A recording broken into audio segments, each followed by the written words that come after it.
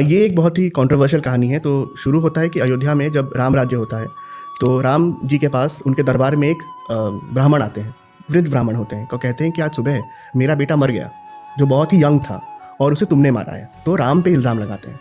तो सब कहते हैं कि आप राम पे कैसे इल्ज़ाम लगाते, ऐसा काम कर ही नहीं सकते।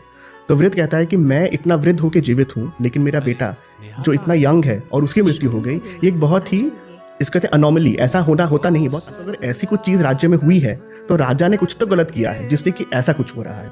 तो ultimately source of the mistake Raja है, तो मैं इसलिए राजा के पास आया हूँ। मतलब कि उस वक्त ये था कि आप राजा को भी क्वेश्चन कर सकते थे कि आपसे कोई गलती हुई है जिससे प्रजा भोग रही है।